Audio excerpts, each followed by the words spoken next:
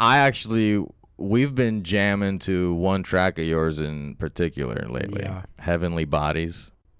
Oh yeah. And because we're, we're like experimenting with all sorts of styles of composition, even like disco stuff. Like we're into it. We're trying it all, you know what I mean?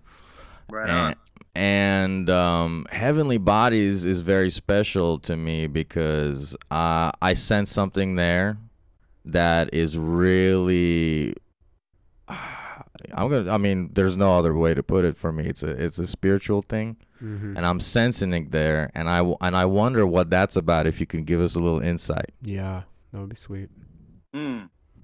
Yeah, that one. Yeah, it definitely reaches into the astral planes and the the universe, and spirits. And I remember when I was writing that one, I was just in this kind of state of mind where felt the connection, with the universe, and just the way that the spiritual waves move, through the world, and through ourselves, and through music, and so that one I felt, like you said, like really connected to the spiritual world. Mm-hmm. Yeah, and there's so many ways of connecting to that world. Music is actually probably one of the most powerful ways, if not the most powerful. And there are others, certainly. There's just simply, for example, the study of spiritualism and sacred texts. And if you don't mind me asking about this, because I've seen it on your channels, like on Instagram, for example, where you seem to do a lot of critical thinking work and reflection on like the Tree of Life and its teachings. Yeah. And what was the impetus for you to do that? Like, what was the beginning of that? Well, I always felt connected,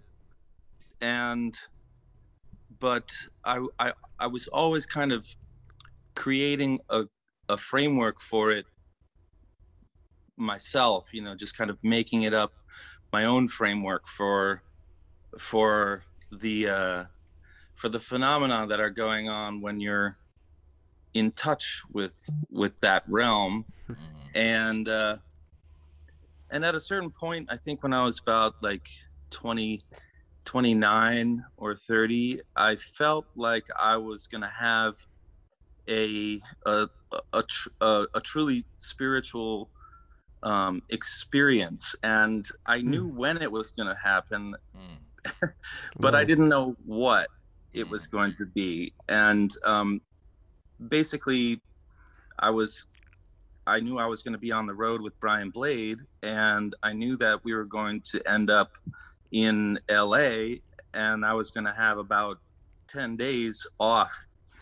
And so I kind of knew that was going to be the time where I was going to have my kind of spiritual experience, my awakening of some sort. I kind of knew that was going to be the time. I didn't know what was going to happen, because I didn't plan anything. I just knew that was going to be the time that I was going to,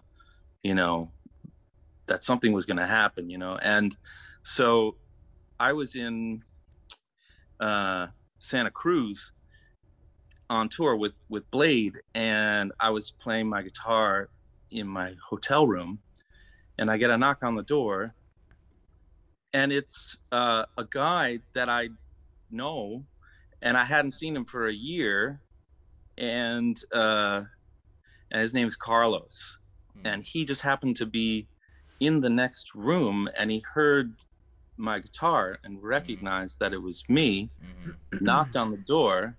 Wow. And I was like, Carlos. And he's like, Kurt. And about a year before, he had sort of laid a whole bunch of Kabbalah on me in Brooklyn. But I wasn't really ready for it, but it was a kind of a first meeting with him discussing Kabbalah and a lot of texts, magical texts that he had, that he was way into. And so then when I saw him there at that moment, I was like, wait a minute, why are you here? And he was like, yeah, this is it, you know? And I was like, yeah, this is so mind-blowing, because, and I told him, and he's like, yeah, man, I'm here because he said I'm here because I'm like gonna buy a house around here, and I'm just staying here because I'm checking out places, you know? And he just happened to be in the next room. And so he was like, why don't you come up to my house in Oregon, in Portland, and, you know, we can hang out, and you can stay in I got a trailer in the woods that you can stay by yourself in the trailer, and I'm in the house with my girlfriend, and we can just hang out. And I was like, yes, that's the thing. So I flew up there, and we just hung out, and he just hit me to a ton of Kabbalistic stuff. And I was watching him do magical rituals and discussing the significance and the connections involved with that, and the tree of life, and gave me a whole bunch of stuff to read. And I just stayed in that trailer for like 7-8 days, just getting really into this body of texts and literature about Kabbalah, which is very diverse, because the Kabbalah is a tradition. It's the esoteric underpinning of a lot of traditions, you know, and from Judaism to Christianity, and to, you know, magical circles and Western magic, and I just loved it. And because it's not dogmatic, it really speaks to the functioning, like the metaphysical functioning of how an idea comes from ideation down through processes into manifestation, both on the microcosmic level and the macrocosmic level. So I found it to be a very useful and functional and beautiful discussion and description of and framework for this feeling of connection that I've always had, you know. So that was how I got into it, you know. That's how I found it, you know. I felt like a molecule of water having been dropped onto a mountain and then gone all the way down, and then all of a sudden found the ocean. Wow. Whoa. That's how I felt. So it gave me a lot of framework for what I already kind of knew. So there was a lot of recognition in the works that I was reading. So have you ever read Don Juan by Carlos Castaneda? That was just reminding me of that. I feel like maybe Carlos was your Don Juan, and but he's literally also Carlos and you're Kurt.